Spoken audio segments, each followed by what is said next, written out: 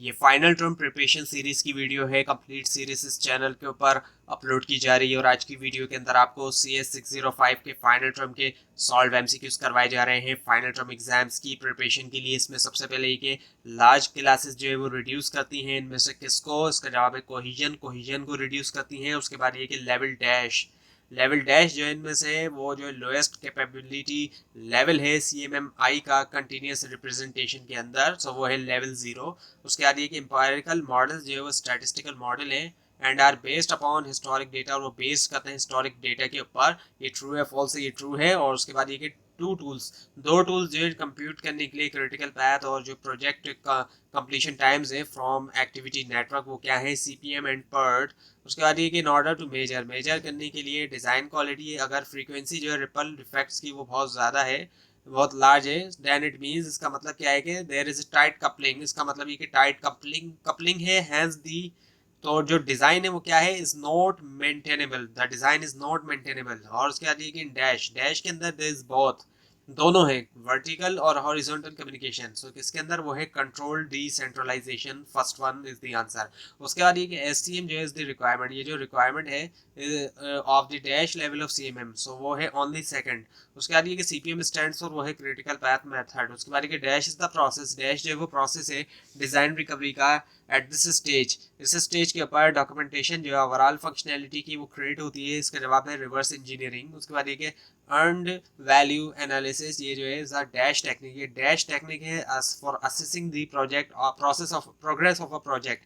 सो इसका जवाब है क्वांटिटेटिव। उसके बाद एक डैश प्रोसेस, इनमें से डैश जो है प्रोसेस जो है एक सेट है लॉजिकली रिलेटेड टास्क का जिनको परफॉर्म किया गया अचीव करने के लिए डिफाइंड बिजनेस आउटकम्स। तो इसका जवाब है बिजनेस प्रोसेस। उसके बाद which one of the following, इनमें से कौन सा ऑप्शन जो है वो डिस्क्राइब करता है डेटा और कंट्रोल टू बी प्रोसेस, जो कि प्रोसेस होंगे? फंक्शन, परफॉर्मेंस, कांस्टेंट, इंटरफेसेस और रिलायबिलिटी। इसके जवाब है software scope estimation.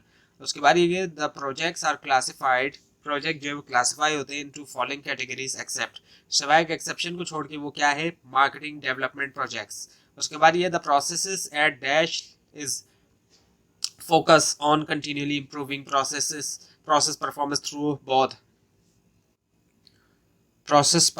through both incremental and innovative uh, technological changes और improvement। इसका जवाब है लेवल 5।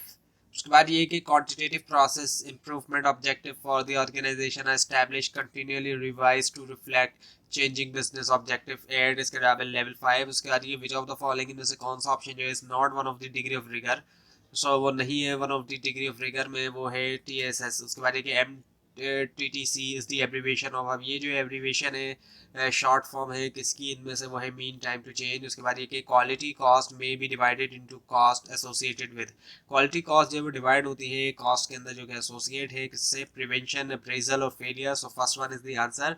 उसके बाद ये कि FTR स्टैंड्स फॉर, अब FTR जो एक एब्रीवेशन है इसकी फुल फॉर्म है फॉर्मल टेक्निकल रिव्यू। और उसके बाद ये कि quality assurance helps management, quality assurance help करती है मैनेजमेंट को in providing the necessary data, provide करने में नेसेसरी डेटा अबाउट किसके बारे में? Product quality. उसके बाद ये कि डैश जो है इनमें से एक टीम है, team organisation where there is no permanent leader, अब जहाँ पर कोई परमानेंट लीडर नहीं है और टास्क कोऑर्डिनेटर अपॉइंट होते हैं शॉर्ट ड्यूरेशन के लिए, डिसीजंस जो होते हैं प्रॉब्लम के और जो अप्रोच के उसको करता है ग्रुप कॉन्सेंशस, और कम्युनिकेशन जो होती है टीम के दरमियान वो हॉरिजॉन्टल है। सो इसका जवाब है डेमोक्रेटिक डिसेंट्रलाइज।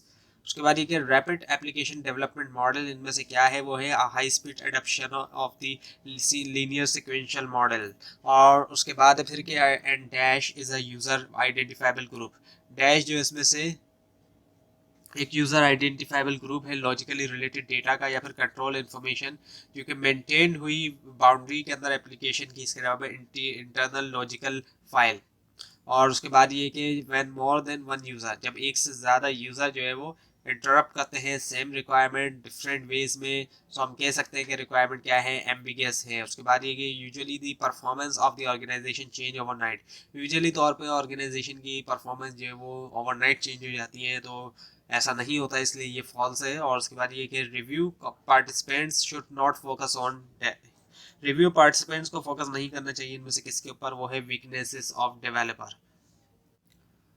अब है कि रिव्यू मीटिंग जो है इज अटेंडेड बाय, उसको अटेंड करना चाहिए, जितने भी ऑप्शन दिए गए सिवाय एक एक्सेप्शन को छोड़ के, वो है सीईओ। उसके बाद ये कि विच स्टेटमेंट इज ट्रू, इनमें से कौन सा स्टेटमेंट ट्रू है in light of the Pareto principle. Pareto principle की रोशनी के अंदर सो वो है कि 80% of defects are caused by 20% of mistake, यानी कि 80% डिफेक्ट्स इस वजह से होते हैं कि 20% मिस्टेक्स की वजह से। सो ये 80-20 प्रिंसिपल है पैरेटो का जो प्रिंसिपल है। और उसके बाद ये कि जो प्रिवेंशन है डिफेक्ट्स की, यानी कि रोकना, being injected into software can help, यानी उसको अगर इंजेक्ट किया जाए सॉफ्टवेयर के अंदर वो हेल्प कर सकता है डिक्रीज करने में जो कॉस्ट है सॉफ्टवेयर की, यानी कि प्रिवेंशन की वजह से कॉस्ट कॉस्ट के अंदर कमी आएगी सॉफ्टवेयर की। सो ये ट्रू है। उसके बाद ये कि पोका योग जो है वो नेम है किसका, क्वेश्चन आंसर टेक्निक का। उसके बाद ये कि dash is not the construction part of software development activity, इनमें से कौन सा ऑप्शन ऐसा है जो कि वो नहीं है construction part software development activities का, वो है कॉन्फ़िगरेशन मैनेजमेंट। उसके बाद ये कि बेसिक प्रोजेक्ट मैनेजमेंट प्रोसेस जो है वो एस्टेब्लिश होते हैं कौन सी लेवल के ऊपर, सीएमएम की, वो है रिपीटेबल। उसके बाद ये कि dash is not the construction part, अच्छे दोबारा आ गया कॉन्फ़िगरेशन मैनेजमेंट। उसके बाद ये कि बेसिक प्रोजेक्ट मैनेजमेंट प्रोसेस जो एस्टेब्लिश होते हैं कौन से लेवल के ऊपर, सीएमएम की, रिपीटेबल। उसके बाद ये कि डैश टेस्टिंग, कौन सी टेस्टिंग इनमें से जो है वो वेरीफाई करती है करेक्ट इंप्लीमेंटेशन, जो इंटरनल यूनिट्स की स्ट्रक्चर और रिलेशनशिप जो है उनके दरमियान, वो है वाइट बॉक्स। उसके बाद ये कि जो टेम्पलेट है ऑर्गेनाइज करने के लिए एसआरएस, जिसको दिया अमेरिकन डिपार्टमेंट ऑफ डिफेंस ने और नासा ने, उसको यूज होना चाहिए किसके लिए, लार्ज और कॉम्प्लेक्स प्रोजेक्ट्स के लिए। उसके बाद ये कि फॉलोइंग आर द कंपोनेंट, ये जो ऑप्शन दिए गए कंपोनेंट्स है लेगेसी सिस्टम के, एक एक्सेप्शन को छोड़ के, वो है मार्केटिंग, उसके मार्केटिंग नहीं है। उसके बाद ये कि डैश, इनमें से डैश के अंदर न्यू यूजर्स और टेक्नोलॉजी रिक्वायरमेंट इंटीग्रल जो है वो इंटीग्रेट हो सकती हैं री इंजीनियरिंग एफर्ट्स में। सो इसका जवाब है फॉरवर्ड री इंजीनियरिंग। तो ये थी आज की वीडियो। आपको इस बार में कोई क्वेश्चन है, खासतौर पर इसमें कोई मिस्टेक दिखाई दे, जरूर हाईलाइट कीजिए, और इस पूरी सीरीज को देखने के लिए इस चैनल को सब्सक्राइब कीजिए, बेल आइकन के ऊपर क्लिक कीजिए। Thanks for watching this video and best of luck for your exams.